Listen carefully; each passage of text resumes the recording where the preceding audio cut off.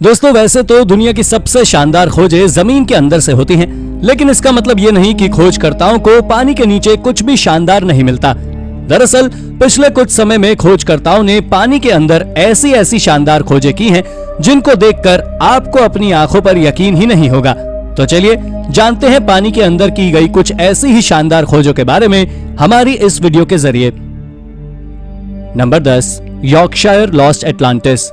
दोस्तों हाल ही में आर्कियोलॉजिस्ट को इंग्लैंड के कोस्ट पर एक अंडर वाटर सिटी मिली है, जिसे आर्कियोलॉजिस्ट यॉर्कशायर का लॉस्ट एटलांटिस कह रहे हैं। मगर आपको बता दें कि ये मिडीवल टाउन है जिसका नाम रेवेंसर ऑड है, जो करीब पिछले 650 सालों से गायब था। इस टाउन को 1500 साल पहले बनाया गया था और उस समय ये एक पोर्ट टाउन हुआ करता था और इसी कारण से इसे कोस्ट पर बनाया गया था।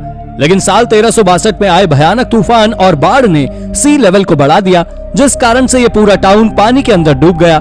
जिसके बाद हाल ही में इसको खोजने की सारी जिम्मेदारी हल्स यूनिवर्सिटी के प्रोफेसर डैनियल पार्सन्स ने ली थी।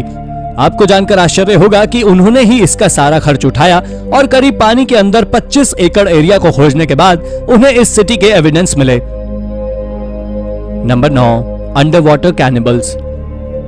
साइंटिस्ट ने एक अंडर वाटर कैनिबल्स का ऐसा ग्रुप खोजा है जिसे देखकर हर कोई चौंक जाएगा, क्योंकि इसमें कोई मरमेड या ह्यूमन बोन्स नहीं, बल्कि एक छोटे छोटे सी क्रीचर्स का एक ग्रुप है जो खाने के तौर पर एक दूसरे को ही खा जाते हैं। दोस्तों इन क्रीचर का नाम बेबी सी स्टार है, जो देखने में तो बहुत इनोसेंट नजर आते हैं, पर उनका यह बिहेवियर वाकई में चौंका देने वाला है।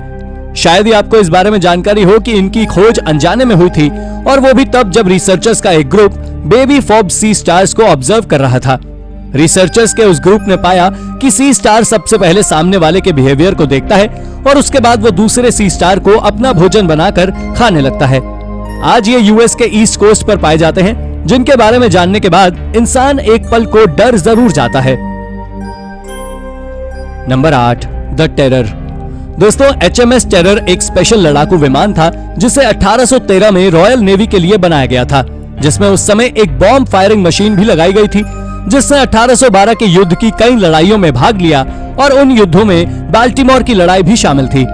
बाल्टीमोर की लड़ाइयों के 2 दशक बाद इसे एक पोलर एक्सप्लोरेशन शिप में बदल दिया गया था, जिसके बाद 1836 से 1837 के जॉर्ज बैक के एंटार्क्टिक मिशन में भी इसने भाग लिया था, और तो और 1839 से 1843 के एंटार्क्टिक के लिए सफल रॉस अभियान भी किया था।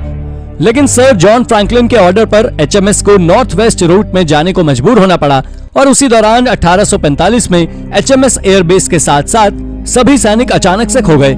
जिसके बाद 15 अगस्त 2008 को कनाडा सरकार की एक एजेंसी ने कनाडा पार्क में 2 जहाजों को खोजने के गोल के साथ ice breaker CCGS sir Wilfred Laurier को तैनात करते हुए 6 हफ्ते में जहाज खोजने पर $75,000 की अनाउंसमेंट की, और उस अनाउंसमेंट के बाद इसकी खोज सफल हो गई।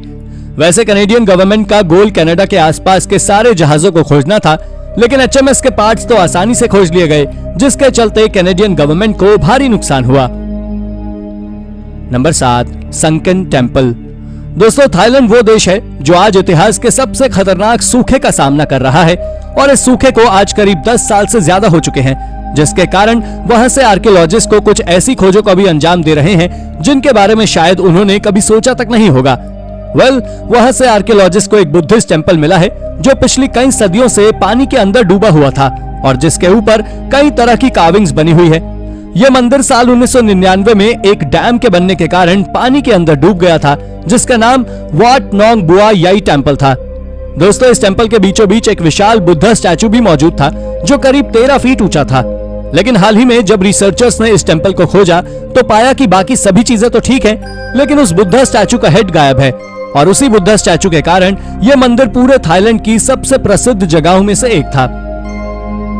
Number 6, ice age carnivorous. दोस्तों इस खोज को रिसर्चर्स ने हाल ही में मेक्सिको में एक अंडर वाटर केव में अंजाम दिया है। आपको बता दें वहां से रिसर्चर्स ने कुछ ऐसे जानवरों के फॉसिल्स खोजे हैं जो हमारी पृथ्वी से आज से कई हजार साल पहले विलुप्त हो चुके हैं, और उन्हीं में से एक क्रीचर लोमड़ी की तरह दिखने वाला एक जीव है जिसे कोयोट नाम से जाना जाता है, जिसके बारे में रिसर्चर्स का मानना है कि ये जीव केवल साउथ अमेरिका में ही पाए जाते थे। इसके साथ ही वहां से रिसर्चर्स ने एक छोटे से मुंह वाले भालू की हड्डियां की भी खोज की है। शुरुआत में तो साइंटिस्ट का मानना था कि आइस एज के दौरान कार्निवोरस एग्जिस्ट ही नहीं करते थे, लेकिन साल 2019 में हुई इस रिसर्च के बाद एक्सपर्ट्स ने अंदाजा लगाया है कि ये आज के समय में मौजूद किसी जानवर की ही प्राचीन प्रजातियां हैं। लेकिन वहां से सबसे ज्यादा हैरानी भरी अगर कोई चीज मिली थी तो वो थी 12,000 साल पुराना ह्यूमन स्केलेटन, जो दिखने में वाकई में बेहद शानदार था। Number 5, N ancient व्हेलिंग ship. ये बात साल 1836 की है, जब एक व्हेलिंग शिप गल्फ ऑफ मेक्सिको के पास एक भयानक चक्रवात के चलते डूब गई थी। दोस्तों, इस शिप में कई सारी फैसिलिटीज थी, लेकिन उन जोरदार हवाओं और वेव्स के सामान वो ज्यादा देर तक टिक नहीं पाई, जिसके कारण से ये 2 हिस्सों में टूटकर पानी में डूब गई। लेकिन इसके डूबने के करीब 207 साल बाद रिसर्चर्स ने उस शिप के कुछ बचे हुए हिस्सों को खोजा है, जिसे national oceanic and atmospheric administration के रिसर्चर्स के द्वारा आइडेंटिफाई किया गया है। दोस्तों, इसे खोजने में उन्होंने एक रिमोट कंट्रोल मशीन की मदद ली थी, जिसने पानी में करीब 6000 फीट की गहराई में जाकर इस शिप के मलबे का पता किया था। वैसे तो ये 2 सदियों तक पानी के रहने के बाद लगभग पूरी तरह खत्म हो चुकी है, लेकिन इसके बावजूद भी इसमें कई चीजें अब भी सुरक्षित हैं, जिसमें एक एंकर और कुछ अजीब से टुकड़े शामिल हैं।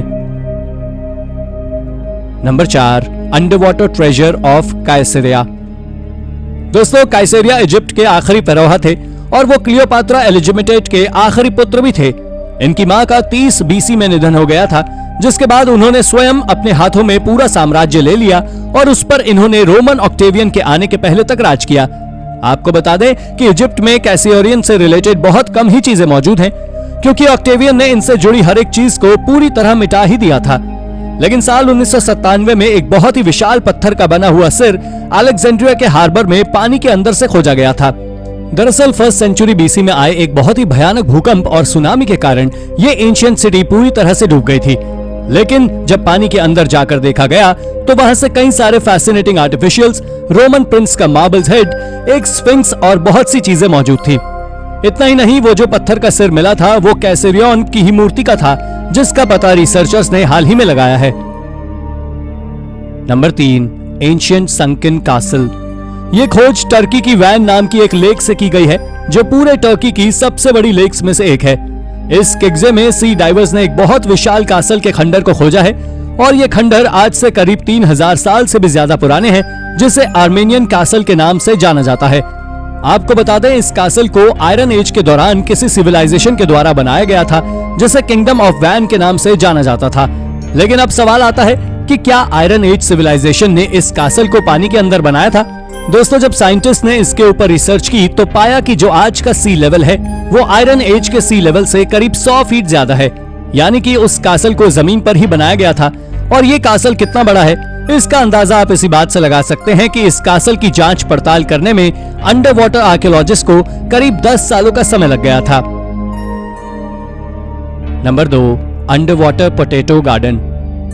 आर्कियोलॉजिस्ट ने कनाडा में एक अंडर वाटर पोटैटो गार्डन की खोज की है, जो आज से करीब 3800 साल पुराना है।